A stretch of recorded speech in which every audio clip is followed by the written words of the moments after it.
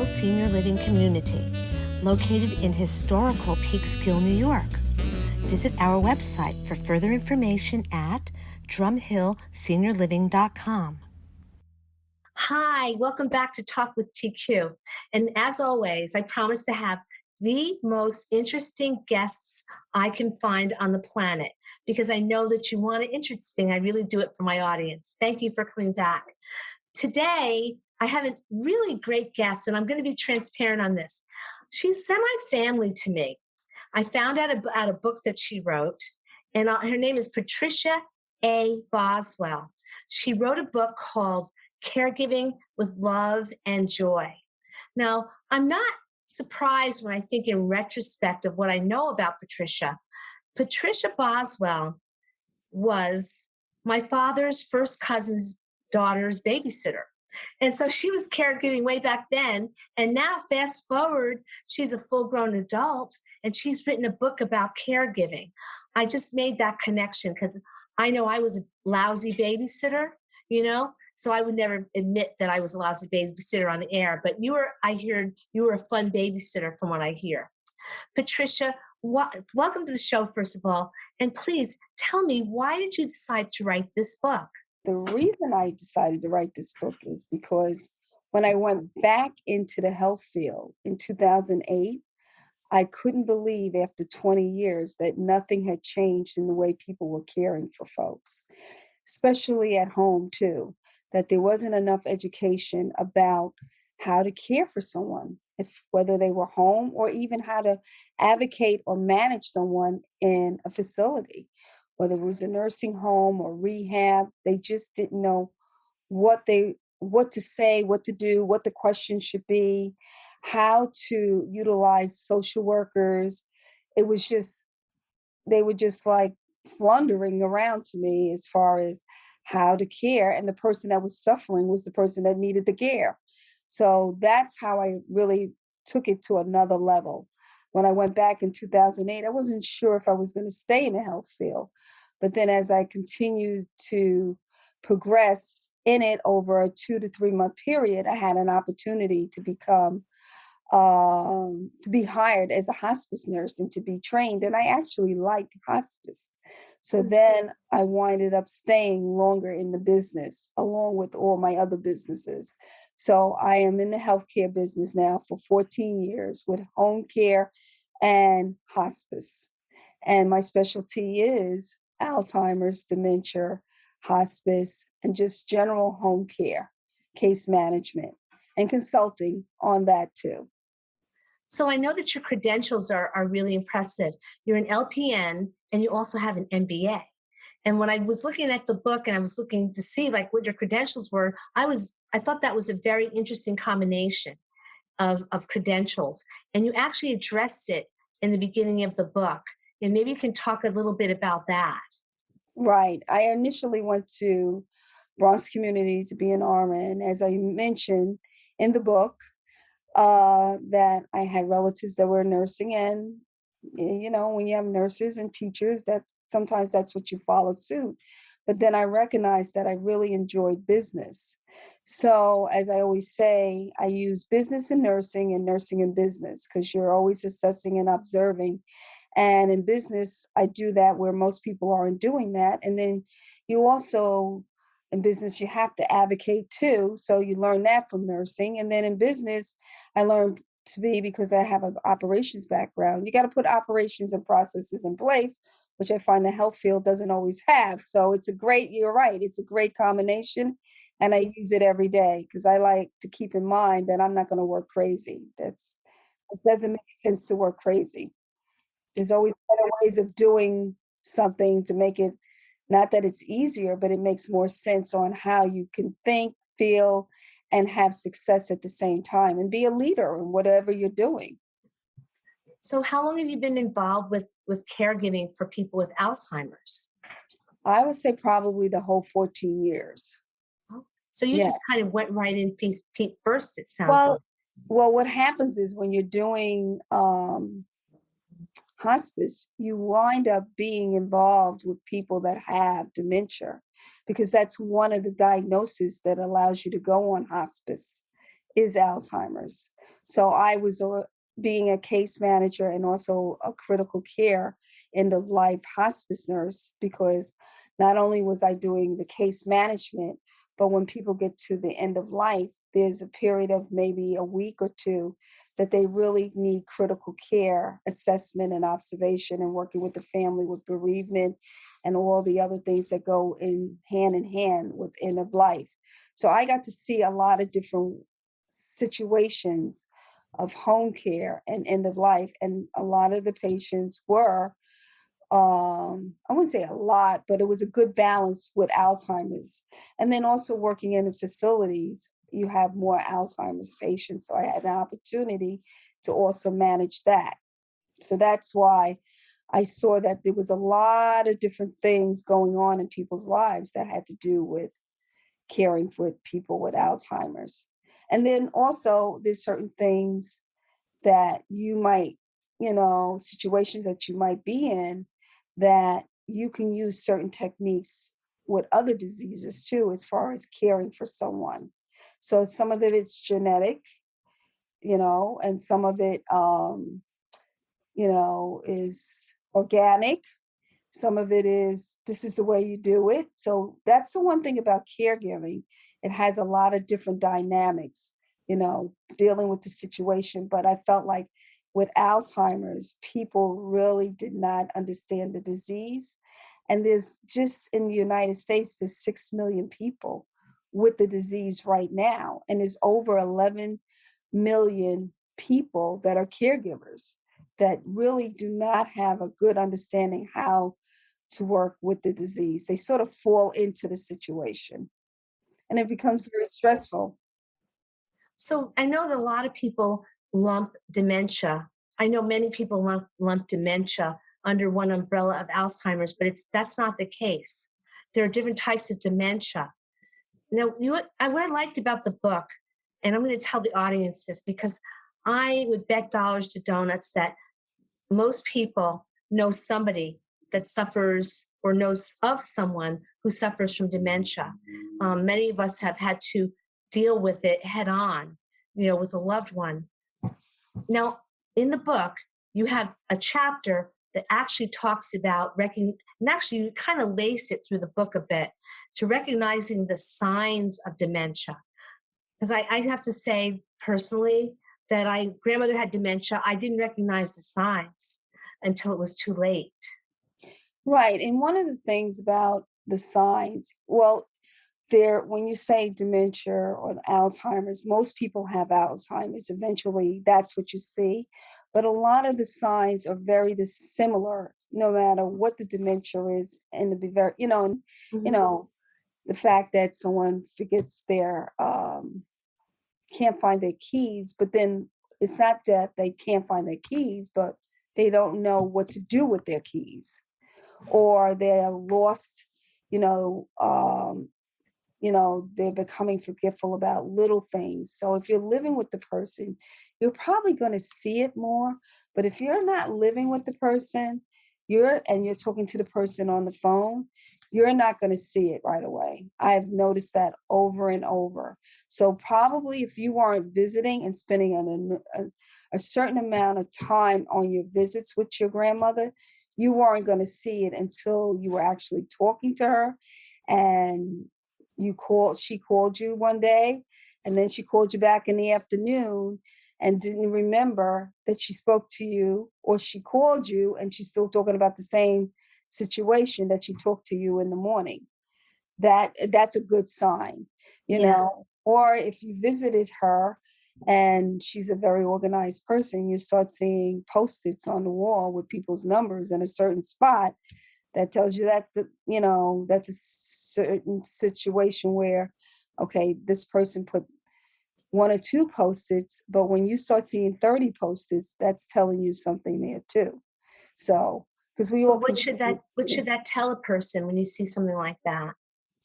that you need to be more investigative about their living situation and what they're doing when you're not there. Yeah. Or if a particular person is actually, how should I say, other family members are going in too. what are they seeing when they have a particular visit? Mm.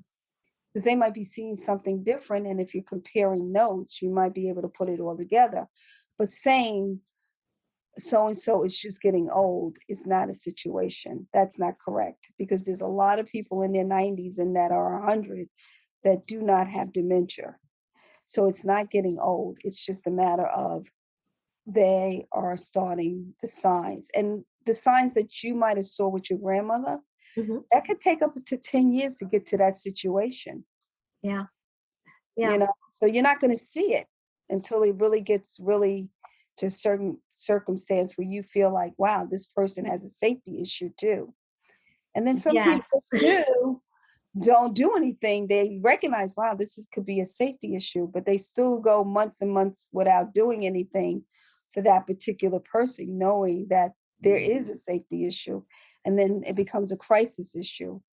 And so, like I was speaking to someone yesterday at I was at an Alzheimer's caregiving event, and this woman had not taken the keys away from her loved one. And we were going over certain circumstances, and I was like, this person shouldn't be driving. You shouldn't be allowing this person to be driving at all. It's not even a matter of them forgetting where they live, but they also can have an accident and they might be vulnerable to hitting someone. And you don't want that crisis either. God forbid. God forbid. You know, I think a lot of it also is that you give someone a teapot because you see that they're boiling water in pots and they keep burning up these pots. And so I remember giving my grandmother a teapot. Why don't you use a tea kettle because it'll whistle? She's, I can't stand that noise. That's why I put him in the pot instead. I don't like to use it. I don't like that whistling noise. She didn't know what it was for. I don't know why it keeps doing that. That's a sign because I didn't pick it up. I didn't pick up the sign right away. 30 years ago, she knew what that noise was. Yeah, yeah. And in the meantime, she's putting the whole building in danger. Right. The This little sounds, certain sounds are agitating to them. Oh, Yeah, so that could have been it. So it was also agitating her, but she didn't know why she had the sound. right. You know, it's interesting that you say that there are certain signs, and I was reading through it, and I'm thinking like I've seen this, and most people don't know. I don't think most people understand that because I imagine, okay, that people know their parents or their grandparents for many years, and the personality might say the same. And so you might think when they act like this is they do this because they're about to get on my case about something, you know, when in fact it's because they really don't understand what is happening around them. They're like lost. Right, right. And so people think, oh, that personality's changing, they're becoming mean or they're crazy. And Mhm. really it's because they're developing more and more of a decline of dementia and getting more and more confused. So what do you think about when people tell someone that they have Alzheimer's dementia? But You know, I used to most work in a facility with old people, and I just noticed a couple people got diagnosed with dementia, and they were fine, you know, because I was their teacher, I was teaching them stuff. And as soon as they knew they had it, they started to act that way. Do you tell the person that they're a danger to themselves? well, when you say they were told they had it, it was because they were given the diagnosis, they had different procedures done, x-rays, Yes. whatever, Yeah. or testing with a Mhm. neurologist. And the Uh, doctor said I have dementia, and then they start to behave even worse than they did before. well, that could be. But the other thing is the decline. You don't know what, it might be coincidence Mhm. because the one thing about this disease, somebody could be okay in the morning, and then the next morning, you can see a major decline. And then it stays consistent. And then you won't see a decline from that particular phase for a little while. And then it happens again, or it goes back and forth. So it really, really depends on the individual. You You know, know, you mentioned there's certain kinds of I'd say syndromes like sundown syndrome. Right, and and that's the main wandering. one. Wandering and sundowning is really a big one. That was the time, of the day going down.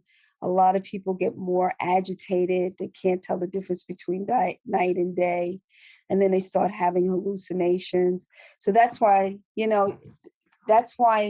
the situation is not black and white.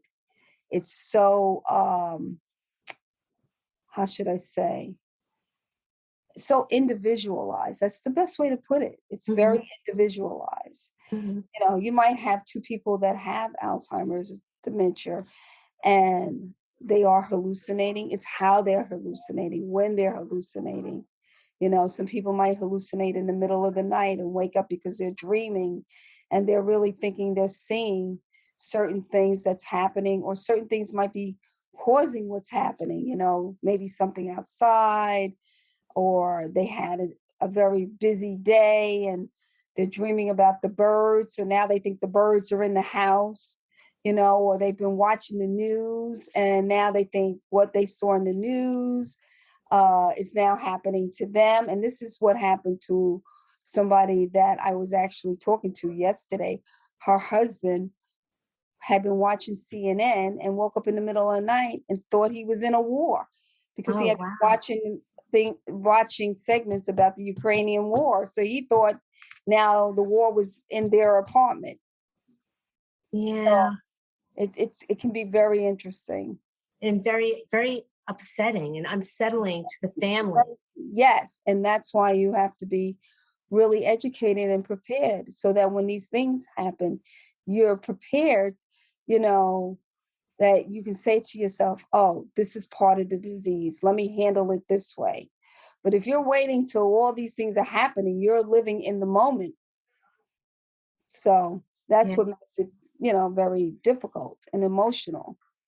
I find that a lot of people talk about dementia with their parents, their grandparents, their loved ones. You use the initial LO. I like that, the way you sort of initialize things. You kind of, Right. so it Yes. made it interesting to read, and it made somehow it gave it a better flow. But I find that a lot of people talk about others that might just forget something one day, and then they label them as having dementia. It's not the same. It's not just, it's not what everybody thinks it is. What I appreciated in your book is that you have one. I remember there was in one chapter you had a list of like things that are dementia, and then on the other side, this is not dementia. You said forgetting your keys is once in a while is not dementia, but forgetting what they do, that's dementia. Right. Right. Or, like I was speaking to someone today and they have a friend and they were saying that the friend was actually upset because this was the first time that their mother actually said to them, "Who is your mom?" And Ooh, and they were taken back because they were doing something together, and that was the first time that that person really recognized that his mother did not know that she was his mother. And then it wow. took her within an hour to really put it together and say, "Oh yeah, you are my son." But that means that's telling me that she's declining to another level in her dementia. Like tomorrow, she might not have that issue again for maybe another 2 weeks, but it's starting to come. There's a decline coming. And then there's some declines that just happen rapidly. And that's why I always say you just don't know. But if you read the book and understand what you have done, that if you meet someone or you see certain behaviors, you're not going to be as affected because you understand, wow, this is part of the disease. And that's one of the things that I'm trying to do is educate people beforehand. So because I like to say to people, if you're a couple, one of you is probably going to have it, and you need to be prepared in your home, and you need to be prepared to, to know that denial is not an answer because you're going to have to deal with this as your loved one. and you're going to have to put a team together because it's not a disease that you can do by yourself. Yeah, that I know. But it's funny, it's sort of um, gives me reason to pause. And it's a little unsettling when you say if you're in a couple, it's likely that one of you is going to have Alzheimer's. Right, because it's now down to one out of three people. Wow. So who knows in 5 years, it might be one out of two Hmm. because the rate is going up and there's no cure. And our environments haven't shown truly changed. We don't know what brings this on. We know there's certain aspects of your environment, depression, or your lifestyle, or if you drink, smoke, but there's probably things that we don't even recognize yet that will be a trigger for this disease. Yeah. I've heard that hearing loss is something that a lot of elders don't address. A lot of people don't address. And I remember reading, I forget where, but it was in something reliable. It said that hearing loss can hasten dementia. And as an LPN, have you ever seen that? Tell me, explain that. I'm actually working with a woman now in her home that has takes her hearing aids out. She does not keep them in. So, you know, she knows she has hearing loss and she'll say, and she has a little bit of dementia right now. She's in the early stages, Hmm. but she knows that she needs to put her hearing aids on. Whereas some people, they will go a long time and not know that they need hearing aids. And when you can't hear anything and you've been a hearing person all your life, it becomes depressing or you start acting out in a different way because you're not hearing what people are saying. And really all you need is a test, a hearing test Yeah. to um, see where your hearing level is. And so I think that people don't think of their hearing as part of their annual physical as they get older, and it should be part of your annual physical, Mm. and then people who are living with someone, pay attention. Like, how many times did you have to say to someone to go do something because they didn't hear you? Or, you're looking at them and you're talking, but they're not responding. They're still in the opposite direction. That's a clue right there. Something else is going on. So people need to be more in tune if they're living with an elderly person or if they're visiting an elderly person. And then also you need to be in tune because there's also early onset Alzheimer's that can start in your late 40s, you Wow. know, and that is, people usually notice the person they're working with is not very cohesive in doing their work and there's other things going on. So they might see it before a family member might see it that, Jim is not doing his work or he's asking questions that he's never had to ask or he's asking questions that he should already know and he's been doing it for a while. So, if people are educated across the board, they know, wow, something else is going on. So and so is not just having an issue, at work, and they've been doing their job for 10 or 15 years. And now all of a sudden they're seeing a decline in the way they're working. And the only way people will ever know that is because they're educated and they understand, there's a bigger population now with dementia.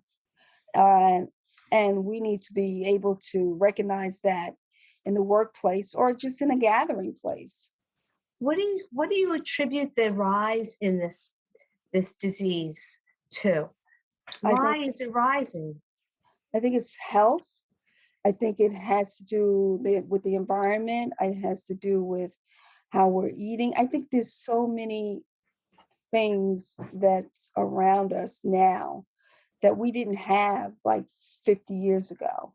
And now we have so many um, things coming at us, a lot more information. And now we have the pandemic. A lot of people have been going to be depressed from that, or they've had the disease that we don't even know that might be a contributing factor to to the disease down the road. So that's a wait and see too.